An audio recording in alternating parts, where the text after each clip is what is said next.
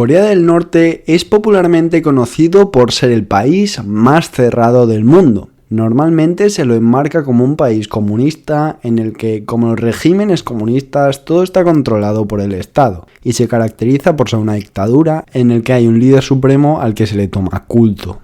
Es por todo esto que he decidido analizar la economía de Corea del Norte, un país muy curioso y del que seguro muchos como yo tenéis dudas y queréis saber más información, sobre todo de su economía. Si es así, no te olvides de comentar tu opinión y suscribirte, ya que esto me ayudaría mucho a seguir creando contenido como este. Vamos con el vídeo.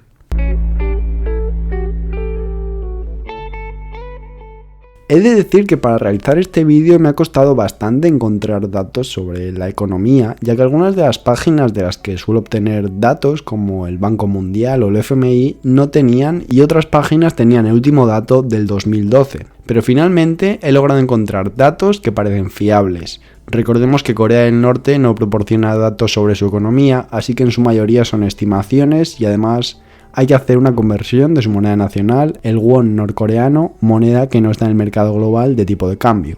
Bien, pues según estas estimaciones, en el año 2017 el PIB de Corea del Norte era de 15.731 millones, o lo que es lo mismo, la economía número 117 de 196 en el mundo. Su PIB per cápita era de 600 euros y su esperanza de vida es de 71.9 años.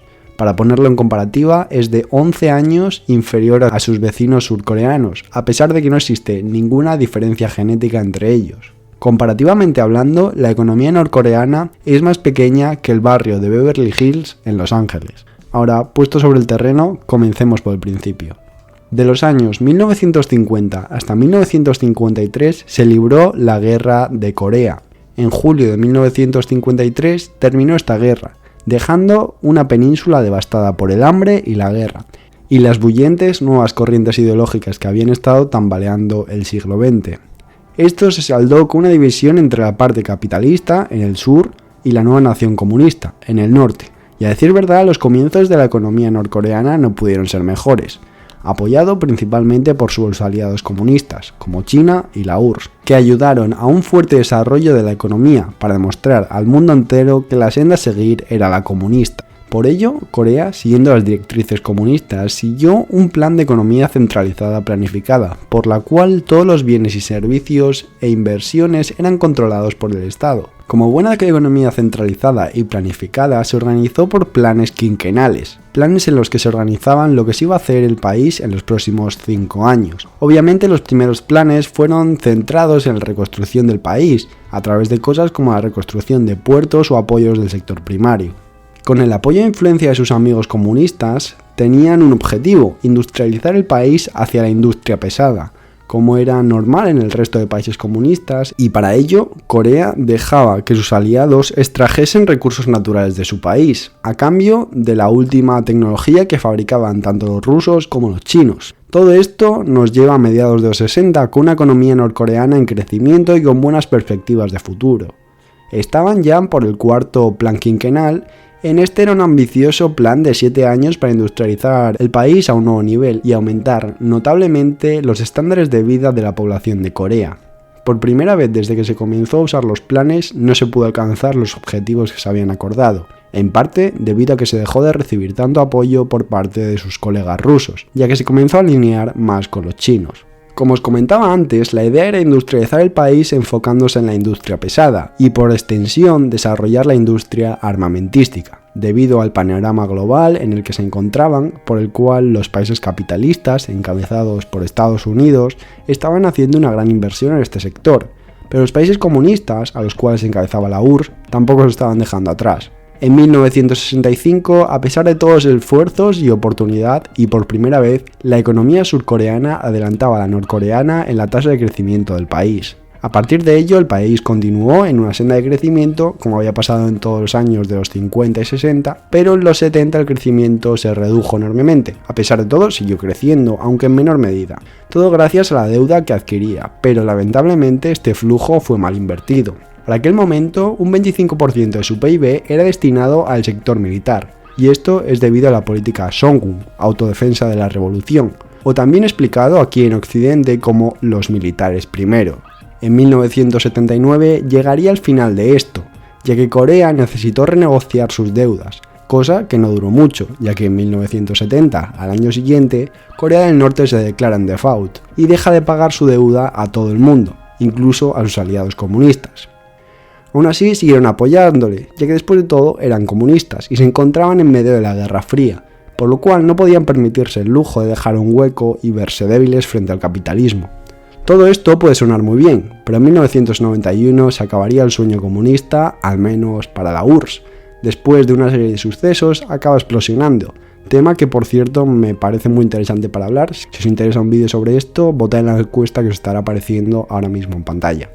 Siguiendo con la línea del vídeo, la URSS quitó su apoyo a Corea del Norte, pero aún así China siguió apoyando a Corea, al menos hasta 1994, donde empezó a reducir su apoyo. Un año antes, en 1993, se presentó un nuevo plan para tratar de adaptarse a los nuevos tiempos en los que se encontraba. Este plan se centró en la agricultura, industria ligera y el comercio con el exterior, lo que a primera vista puede sonar genial. Para decir verdad, no pudo salir peor. La falta de fertilizantes, una racha de desastres naturales y las precarias condiciones de almacenamiento y sus deficientes prácticas de transporte de alimentos han hecho perder al país más de 1 millón de toneladas anuales de grano, cortándole de un solo tajo la autosuficiencia. Por otra parte, la falta de divisas, por todas sus deudas con el exterior, le impidieron la compra de los recursos necesarios para los repuestos requeridos y los hidrocarburos para la producción de aceites necesarios para la maquinaria de las plantas de generación de electricidad les ha dejado muchas fábricas inactivas. La rigidez del sistema político y económico de Corea del Norte dejaron al país mal preparado para un mundo inmerso en una serie de cambios profundos. Gran parte de sus crisis posteriores se deben a la suma de los problemas, tanto el de las abultadas deudas, tanto también a causa de una serie de prolongadas sequías, sumados a una muy deficiente gestión económica, unos índices de crecimiento industrial que muestran una profunda desaceleración de la macroeconomía de Corea del Norte, con lo que su Producto Nacional Bruto per cápita cayó por debajo de los niveles que sostuvo, que incluso llegaron a ser superiores durante varios periodos a los de Corea del Sur. Y ya llegando a los días de actualidad, las cosas han empezado a cambiar, bueno, más o menos. A pesar de ser un país de una economía enana y que se mantiene la dictadura, se ha comenzado a aplicar algunas políticas, podríamos decir, medio capitalistas, más o menos. Desde 2002 la inversión extranjera directa se ha disparado, un número de nuevas empresas se crearon conjuntamente. La Cámara de Comercio Europea fue fundada en 2005 en Pyongyang. Se ha dejado cancha al sector privado, impulsando el emprendimiento y la innovación, al menos a pequeña escala, durante los años 2009 a 2013. En 2014 se modificó la ley de empresa para modernizar los sectores, permitiendo a empresas estatales hacer exportaciones al exterior, o que el comercio invertido no tendría por qué venir por parte del Estado, sino que puede ser por parte de la población. Podríamos tratar de hacer un análisis competente, pero los datos no lo son, así que no es muy fiable. De todas formas, y según las estimaciones que he podido encontrar, como os he comentado al principio, tanto la evolución del PIB como el PIB per cápita ha evolucionado favorablemente en los últimos tiempos. Por ello, yo creo que en el futuro Corea del Norte seguirá los pasos de su antiguo aliado comunista, China, progresivamente abriéndose al comercio internacional y convirtiéndose en una economía de mercado. Y sí, sé que esto puede sonar a primera vista una auténtica locura, pero pongámonos en situación. El comunismo al menos parece ser que a nivel global no va a tener más recorrido, o exponentes tan claros como en la antigüedad van a aparecer. Es más, hace no mucho hemos tenido avances muy significativos, como el avance con el hermanamiento de surcoreanos, o que el mismísimo presidente de los Estados Unidos, Donald Trump, visite y dé la mano al líder norcoreano. Por todo ello, considero que progresivamente Corea del Norte va a seguir los pasos de China hacia una economía de mercado. Y hasta aquí este magnífico vídeo. Si te ha gustado te voy a pedir por favor que te suscribas y compartas el vídeo, ya que esto me ayudaría mucho a seguir creando contenido. Sin nada más que añadir, espero que os haya encantado el vídeo. Un saludo y hasta la próxima.